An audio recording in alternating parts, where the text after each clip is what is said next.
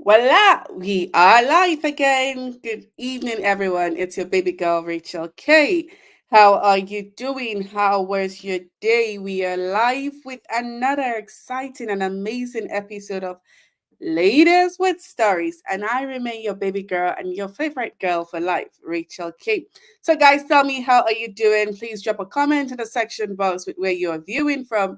Let's know where you are viewing from so we can say hello to the people in your vicinity. It's good to be here again.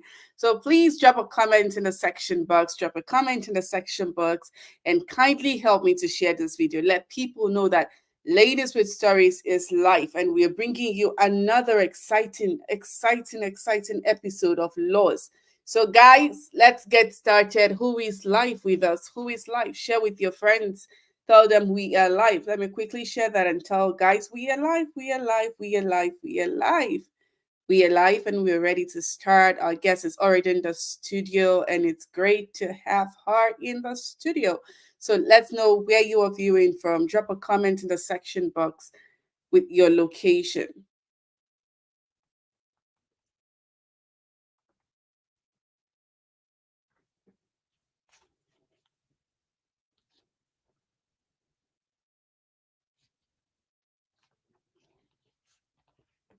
We are live. Please share with your friends. Let them know we are live. Our guest is ready and we are all ready to start. Please kindly share this on your Facebook, Instagram. Let people know we are live on YouTube, we're live on LinkedIn, and we're live on Facebook.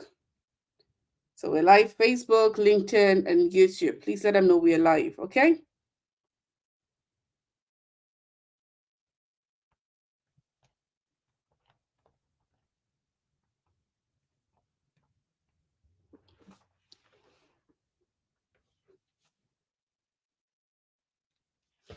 So, how are you? Please drop a comment. Let me see where you're viewing from. I can see we have some people online. Who is online? Where are you viewing from? Your girl is right here in the beautiful city of Oklahoma. No, sorry, Tulsa in Oklahoma this afternoon. And it's such a good afternoon, good weather right here. And I'm so grateful to be alive. And guys, thank you so much. You all blew my mind. I saw myself everywhere on Wednesday. I am so grateful for the happy birthday wishes. Thank you so much. I am so grateful. It was good celebration. Good. It was good. And you know what, you guys brought more people on the page. For those of you that shared it, more people followed back. We had about 18 people that followed back Lois due to you sharing it. So thank you so much for sharing the birthday post. It brought good people to our platform, and I'm so excited. So, guys, are you ready for tonight's show? Have you told your friends we are live? Have you shared this video telling them we are live? Have you liked it? That's just all we ask from you right now. Please share, please like, and drop a comment so I can say hello to you. Before we come back with our guests, we'll just go on a very quick break and then we'll start the show properly. See you soon.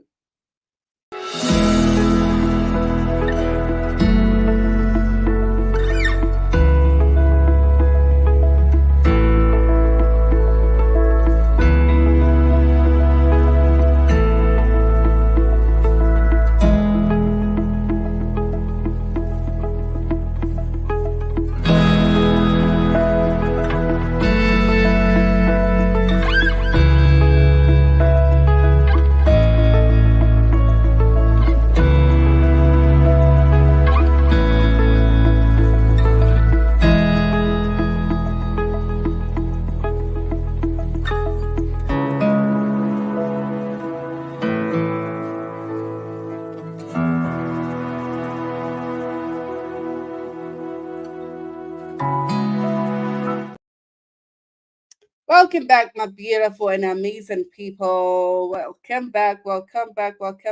Have you shared this? Have you told somebody we're live? Have you? Have you done that? Have you done that? Have you done that? So before we bring up our guests, I'll just go through a quick review of our last episode. We had a very short time because our guest couldn't join in due to internet situation. And we spoke about the relationship circle. Again, we spoke about it. Who should be in your circle? You should have the good people, the rich people, the intelligent one, the creative one, which is a solution provider. You should have the spiritual one, and then you should have which other one did we talk about? There were five. We mentioned five of them last week that you should have in your circle.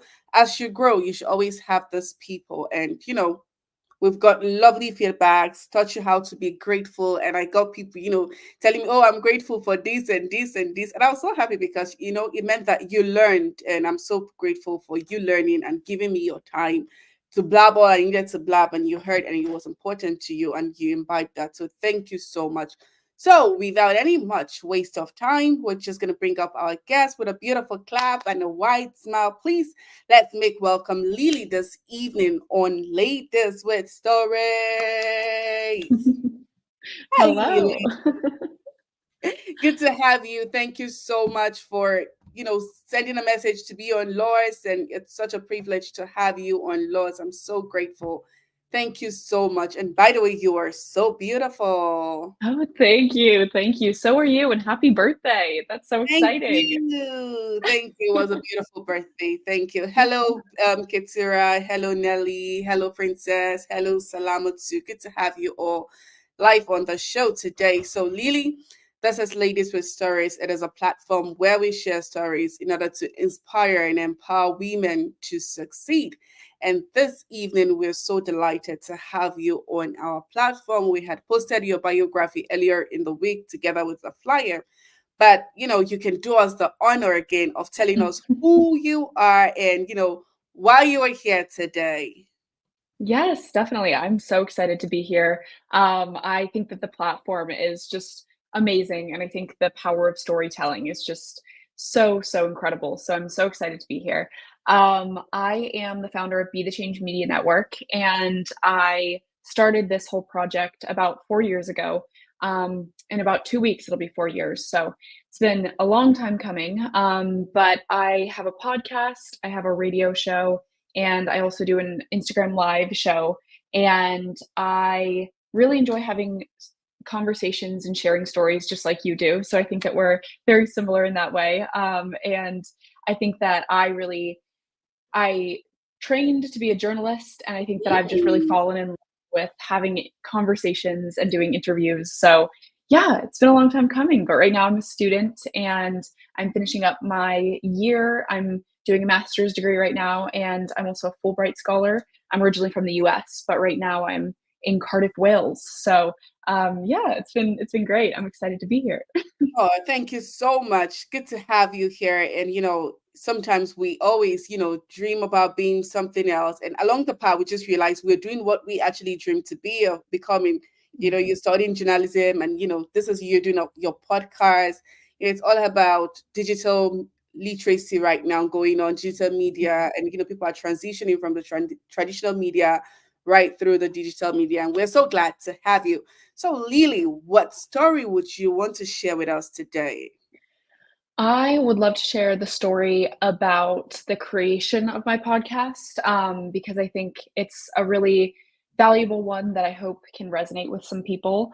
The podcast, as I mentioned, started almost 4 years ago, and it was the beginning of June, and it was right after George Floyd was killed by the police officer in the US. And the protests began all around the US. And I happened to be in Washington, D.C., and I was interning for my congressman. And there was one night in particular where the protests really started in Washington, D.C. And I was actually on the phone with my dad, and I was like, oh, yeah, the protests are happening, but I might go home and make dinner. I've got to go to work tomorrow, blah, blah, blah. And this was COVID too, so everything was Yeah. virtual. And my dad kind of gave me the advice. He was like, you talk about wanting to be a journalist, and you talk about how passionate you are about social justice issues and all of these things. Why would you go home when actual history is happening in your Mm, backyard and you um, could be there? yeah. And yeah, it was just great advice. And so I think that was kind of a reality check for me where I knew that I needed to be there and I needed to film or I needed to record what I could. And so my phone was only on 7%. And I actually ran to the protest so then I would be a part of it. And that was actually the protest where Donald Trump cleared protesters from what would later become Black Lives Matter Plaza in Washington, D.C. And he needed the space for a photo op, essentially. So the National Guard used tear gas and they shot at people with rubber bullets. And it was a very scary situation to be in. But I felt like my role was to record as much as I could and hopefully be able to share it with people and kind of amplify the voices and share the story of what was happening there.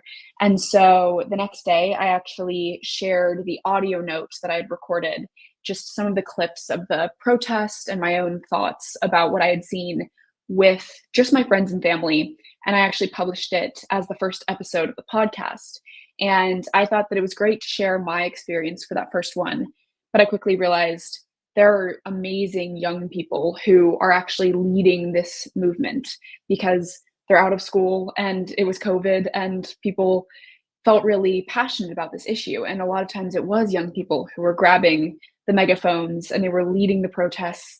And so I started to interview young people who were leading marches in DC. And then as I moved back to university in Virginia, and I'm from Colorado in the US originally, so I started to pick up guests from around the US. And then I studied abroad in England for a year. And so that's when my podcast kind of went international. And now I've gotten to feature guests from all around the world, from all the continents. Wow. And it's just been an amazing opportunity to share people's stories and connect people who are passionate about similar issues. And it all kind of started with that phone call with my dad when he told me, get out there, go do something, go Mm. make history, go see history happening. So it was an amazing experience. And yeah, I probably wouldn't be here with the podcast if it hadn't been for that moment and that night. So that's my story, very briefly. But yeah, I would love to talk more about it if you have questions. All right, that's such a lovely story because you just had something and you didn't know where it was going to lead to. To you, it Mhm. was just on a 7% battery. And today you are in Mhm. Nigeria, literally, because you have a podcast that has brought you to Nigeria. So I can say, welcome to Nigeria. When you were sharing the story, what was your view? You said you had to share your thoughts about the Black Lives Mhm. Matters because it was global, it was a global protest. What is your Mhm. view on the Black Lives Matter? What was it? What drove you to? Was it just a phone call or because you had passion for the Black people or you had a connection with Black history? Mhm. I think it was a combination of many things. I think everyone who saw that video of George Floyd that was recorded, I think that you would be extremely it would be very problematic if you didn't feel something when you watched that video. I think when people were seeing that and just seeing that atrocity being committed, that was definitely something for me. That was a big catalyst. And of course, I have always been really interested in history and especially the civil rights movement in the US. My dad's actually a history teacher. So I kind of grew up reading Oh, like history textbooks for kids and things like that, and talking a lot about equal rights and how that manifests in our government and the role that journalists play in that. And so I think I had a really serious interest in civil rights and government. And this was kind of my moment to actually share what was happening in my own experience because I hadn't really been in a situation where I'd had that opportunity. And I think it was interesting as well, and I wonder if the coverage was similar around the world. But in the US, a lot of the coverage about the protests at that time was that people were looting and people were destroying buildings and they were destroying property. And that was not my experience at all with the protesters at all. And so I think I felt like it was a good way for me to kind of challenge that narrative very in the media. yeah. Yeah, and just kind of push back on it and saying, in my experience, it was the protesters were entirely peaceful. The only violence was caused by the National Guard, honestly, clearing out the protesters. And so I think that I really wanted to present that narrative and tell people this isn't what's happening everywhere. This is not the norm. The news is choosing to cover these very specific instances where in the US it was, Target buildings that were being burned and things, but that was a small lens as to the bigger situation that was happening. So yeah, I think it was a big combination of things. But yeah, I really appreciate that question. I think that's a good one.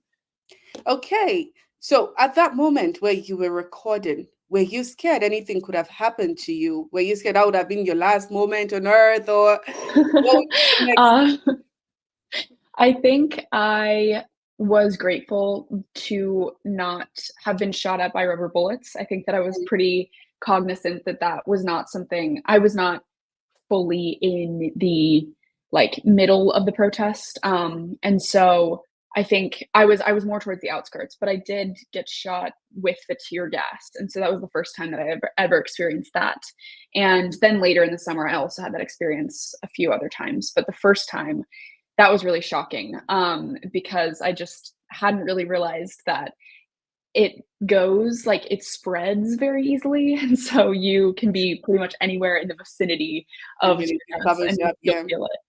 Yeah, and so I think at the end of the day, or at the end of the night when I ended up leaving, because I actually stayed at the protest until, like, 2 a.m. or so, and, when I went back to my apartment and I, like, took a shower, you can, like, feel it on you, and it was, like, still kind of burning, and I think that was more the moment where the adrenaline had sort of worn off, and I was like, "Oh my goodness." That Mm. was, like, pretty dangerous, and I'm glad that I was there, and I'm glad that I'm safe, and I hope that all the protesters are safe, and this is something that I really wanna be a part of and continue to spotlight, because I think that it's important for people to do that, and I kind of recognize the gravity of it after the fact, maybe a little bit more than in the moment. But yeah, and my parents, because my phone had died, it was only on 7%, so my parents were very angry, but other than that, I was Oh, okay. Yeah.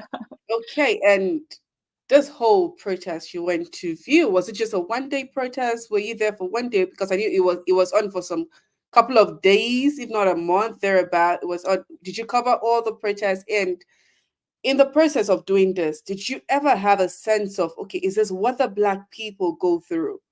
Or was it just for the recording for you? I think that I actually stayed until the end of August, and I went to as many protests as I could. I went, pretty much every day, actually, to be a part of them in some capacity, and I did a couple of podcast episodes with organizers of the protests, but also, interviewing people, like, on the days where the big protests were happening, and just kind of trying to get a feel for the mood. And I think I did really understand that, being a white person, I was there to support and amplify the voices specifically of the Black people who were there, because that is absolutely what that moment called for. Um, Everyone who was there, and I think that that was what a lot of white people as well, we were all there to definitely support and be allies, and to hand the microphone in every way we possibly could to the Black people who were there. So I think I will never understand what it feels like to be a Black person, and especially at that moment in history, because I think it was a very scary time. I'm sure it was a very scary time. And when I was talking with so many of the organizers, many of them were Black young people who felt personally connected to this issue. And so I was very cognizant that my role was to step back and hold the microphone and let them speak into it in any way that I could do that. So whether that was through taking photos and posting photos of people's signs, or you know, literally holding the mic and recording for the podcast, I Mm. think I just really wanted to be there and support in any way I could. Oh, that's so kind. That's very Thank kind. you. And we have a question down there. Said, do you ever get people saying you can't relate because you're white? I think that that is something that I haven't really had anyone bring up to me. I think I very much understand that. I think that it's something that I think about often, and when I have conversations with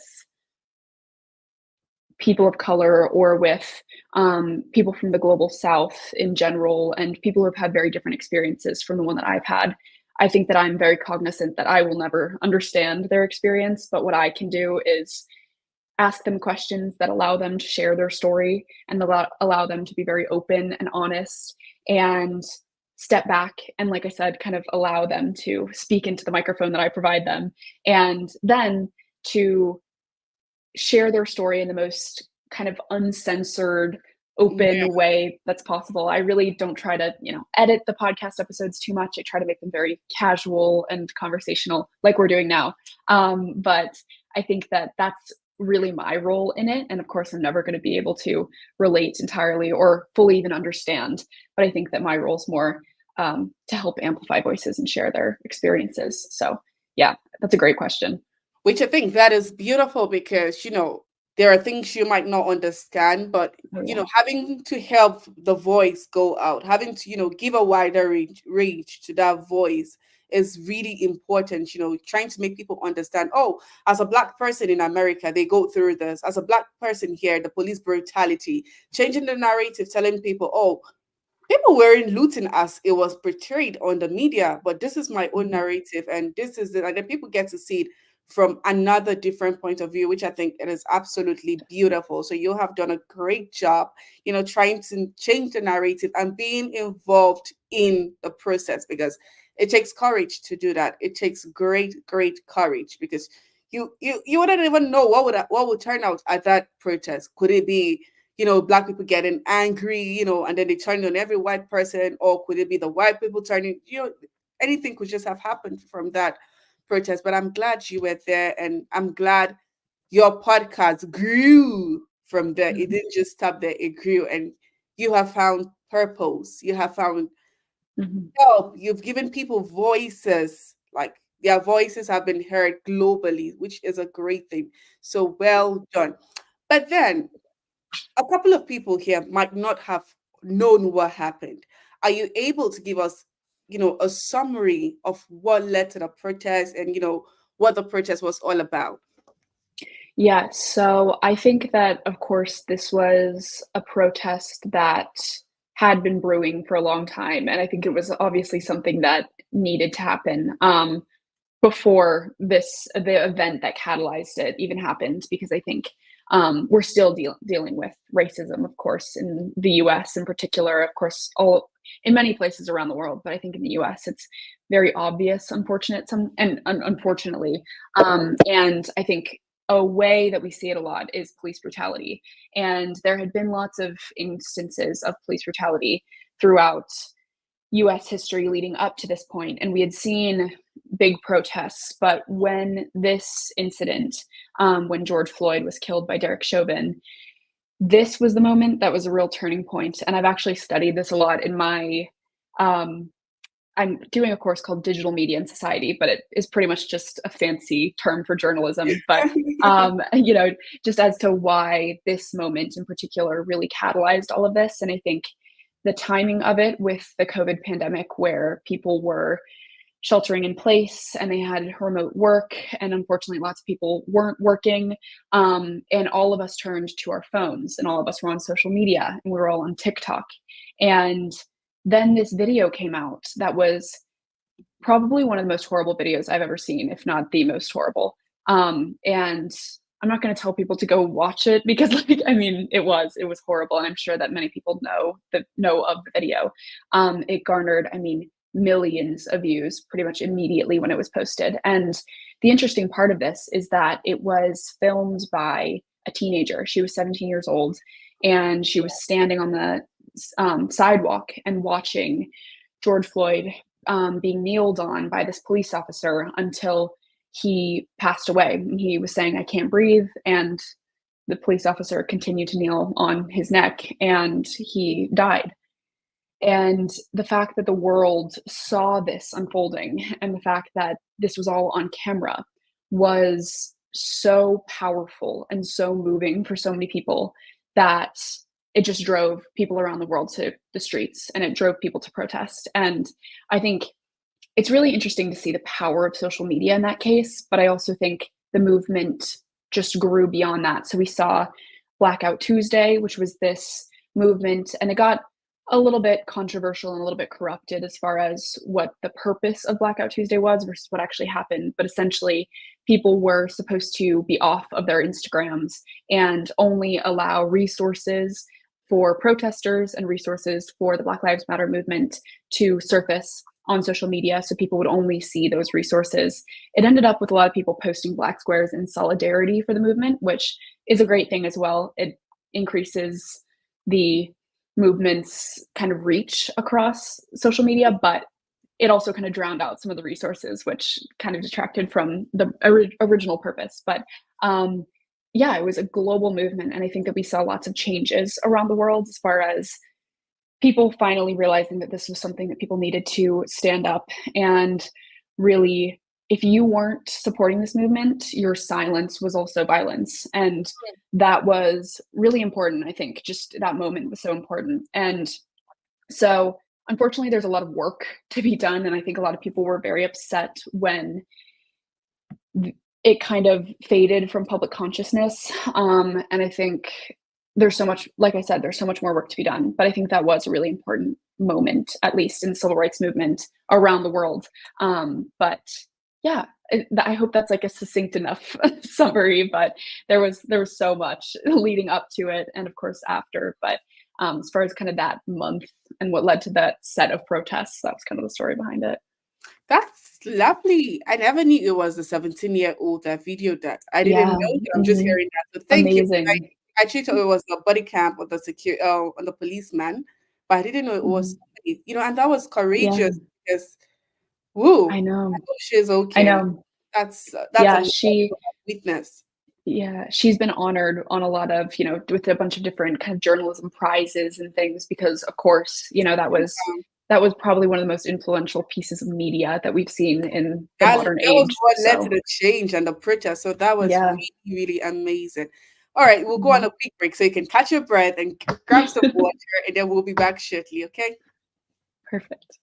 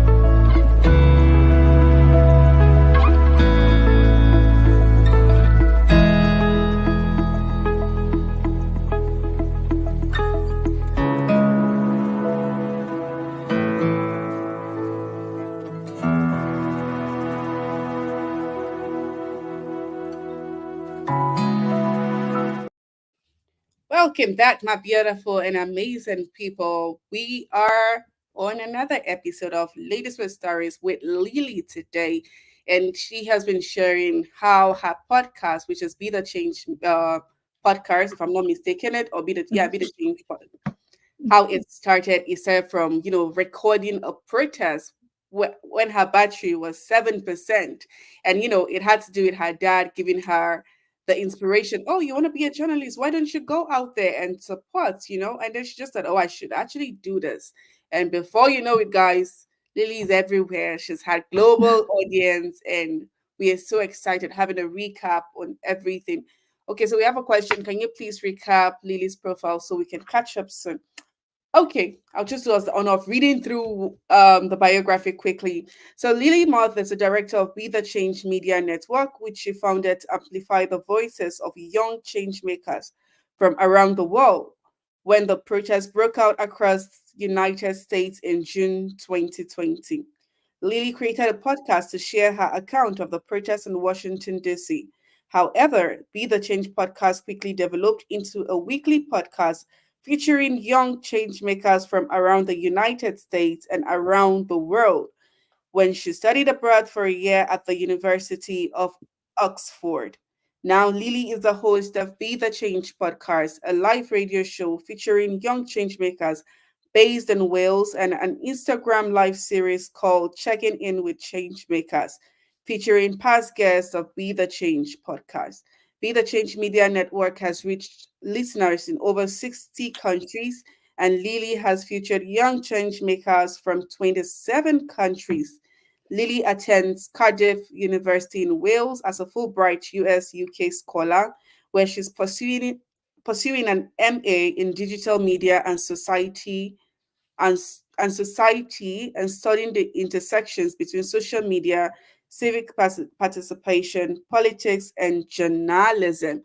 So that is Lily in some few words, but she's more to her than this. All right, Lily. So we'll just wrap up with some few questions.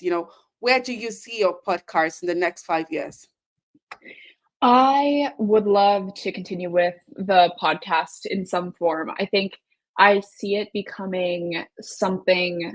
I think the idea of the podcast, I really, really hope that it becomes something bigger. So I've got a few ideas as to kind of how to get more people involved in it. And I'm worried because, of course, I think I'm going to get to the age where I'm not necessarily a young person, quote unquote, anymore to be interviewing other young people. And I think that's kind of the most important part of the podcast is I think it works so much when it's a young person or a young change maker interviewing another young change maker. I think that that's a really authentic way to present stories. And so I've been kind of kicking around ways that maybe I can get young change makers involved in the hosting seat as well as in the Mhm. guest seat as well. So we'll see. I would love for it to be a bigger podcast that of course continues to reach audiences. And for me, it's never really even about the, followers or anything. It's more about getting people to collaborate on projects. So I think my purpose with this is sharing people's stories and then hopefully they can connect with other guests or members of the audience who might be passionate about similar issues. And so figuring out other ways how I can continue to do that would be awesome. But yeah, as far as the future, I'm going to continue producing the weekly episodes for now and hopefully continuing to meet amazing people and share their stories. But yeah, I'm always open to guests and open to suggestions. So we'll see where it goes, but experimenting with a few things. Sometimes you just kind of like, one step at a time, one step at a Yeah, time. exactly. Just Exactly. unfolding, and the more you go, the more you keep doing it, you just get more ideas on what you So can do, true. what you can incorporate to make it a better and a bigger podcast. We have a question. Lily, can you share tips for starting a podcast? Absolutely. I think that the best tip that I can give, and I think this is kind of a tricky one because it's not what I did, but I think that I always tell people if I could go back and do it again. My podcast came from a very organic moment. So I went to this protest and I shared my own experience. And that was great because that was very authentic and that was how I felt. And it was my thoughts and I shared them. But I think if I were to do it again and I were to kind of if I had if I could go back and plan it, I think I would. When I tell people where they could get started, I think that you have to have kind of a clear purpose, a mission, an audience that you're trying to reach with your podcast. I think that's the most important part because if you start out with just kind of a idea like I want to sit down and I want to talk with my friend on a microphone, I think that if you just have that idea, it's not going to be enough to keep going. I think podcasts are all about persistence, and I think they're all about kind of being Consistency. Yeah. sustainable. And yeah, I'm sure you can speak to this because, of course, this podcast and this show is amazing, and you've developed it so much. But it's all about kind of showing up every week, and it's all about wanting to continue to do it.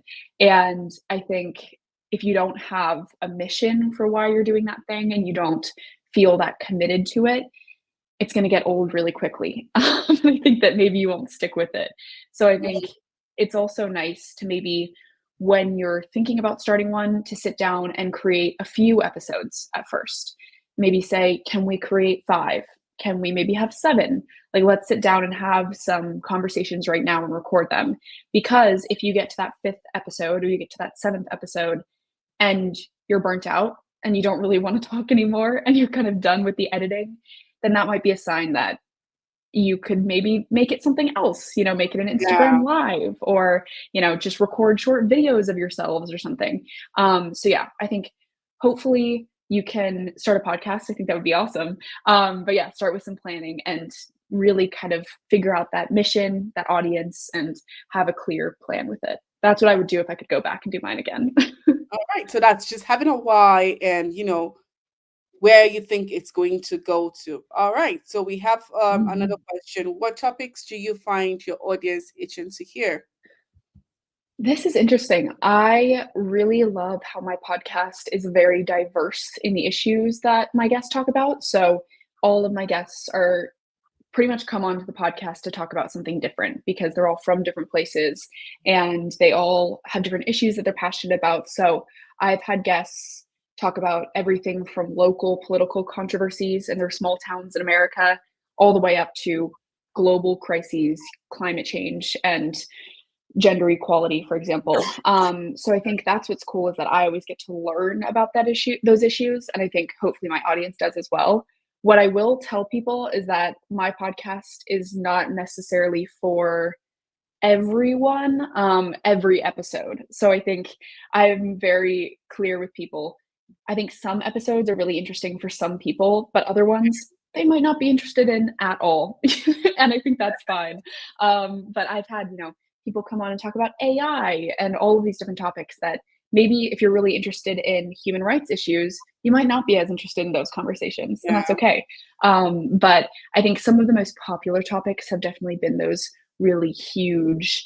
I think climate change, of course, is a really popular one, especially for young people, because that's one that just everyone is passionate about. It's going to impact all of us. So I would say if I had to choose one, I think it would be climate change. And also, I do get a lot of conversations about gender equality because I found that there are a lot of very vocal activists who are passionate about that issue. So, yeah, they're ready to talk, which is great.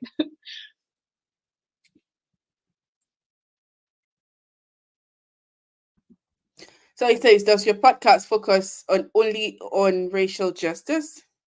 No, no, I do cover racial justice, probably that's also a really popular one, but lots of different issues. So every week I switch it up. So this past week I had a climate justice activist, and I think next week I'm gonna have a Democratic organizer in the US who's working towards the presidential election. So yeah, mix it up every week. But yeah, there should be a topic for everyone, and there's lots on racial justice if that's what you're interested in. All right, then. So if you were to advise young people today, based on your story, which cuts across Judge Floyd and, the climate change and everything, what advice will it be to that young person today? That is a great question. I have a bit of a motto that I like to live by, and I picked it up when I was really young. Both of my parents are public school teachers, so I grew up kind of in schools and very connected with my community, and also with parents who were very hardworking and very committed to education and to working really long hours to serve other people. And my parents always told us that you should always give back to those who have given to you. And Yeah. so it's this concept, noblesse oblige, is kind of the phrase for it. But I think that young people should really tap into that. And I think when they're thinking about the people who have invested in them and when they think about their communities, and if they take the time to look at the problems that their community is facing or the problems that their loved ones complain about, how can you solve those problems? I think that's a great place to start.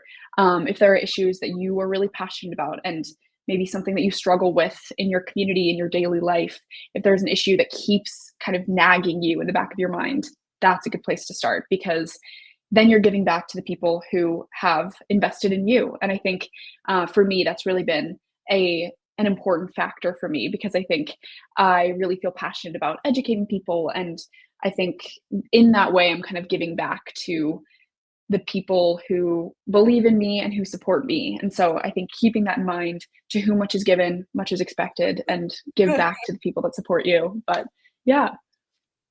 All right, so we have questions on, can you please share link to your podcast and any Oh, other yeah. social media handles Yeah, yeah, eventually yeah, definitely.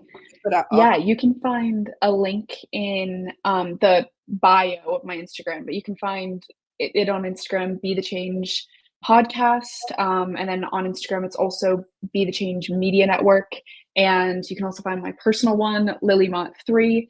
And yeah, there's lots of handles, but they're also in your post, I think, as well on the Instagram. So that's All right, perfect. so I will get the links and I'll drop it in the comment section. Thank you so much, Perfect. Lily, for sharing your journey with us. And I hope in the next couple of months and years, you will understand properly what you want to do and how to navigate through your podcast. And definitely, we're always here to cheer you up and be your guest on your podcast. We have a huge community with so many talents. So in case you need any skills or in case you need any one professional you want to speak with, you can reach out to me. I can always find someone for you. Thank you so much, Lily, for sharing your story. It is inspiring, and I hope to see you another time. Thank you, Lily. Thank you Have so a lovely much. I day. appreciate it. Thank you. Bye. Bye. Thank you so much, guys, for joining today's show. It is all about Lily and her podcast, and trying to let us know that you can start anything you put your mind in. Who do you share your visions? Who knows about your dream? It was her father who told her, why don't you go out for this protest? Why don't you be a part of this? You want to be a journalist. Go out. This is what journalists do. And she went out. And before you know it, now she's global. She's sharing her podcast with lots of people, high profile people. It can be you if you choose to do the right thing. So I hope you have learned something, that there is no excuse to starting up anything. There is no limitation to what your mind can achieve. So thank you so much for joining today's show, and we will see you next. I don't know if it's next week now. Next week or next month. That will be next month. We'll see you next month. I will please drop a link in the comment section. If you can please help me do a survey, just so we can gather up the information on how this platform is inspiring you, what you have learned. It won't take time. Please help me and do it. Just help me and fill up the form. Where is it? I'll put it on the podcast right now. Let's just say podcast. I'll put it on the platform. It's just going to go through. That is it. So it's bit.ly/dash dash dash dash dash. And I'll also put that in the comment section after this show. Please try and fill it up. Let me know what you have been learning. Let me know what I can improve on. And just to have a database of how impactful Ladies with Stories is or has been. Thank you so much, guys. And I'll see you next month. So do have a great week and have a great remaining week until June. See you in June. It's your girl Racheal Kay, and thank you for celebrating my birthday with me. I love you, and good night, everyone. Bye.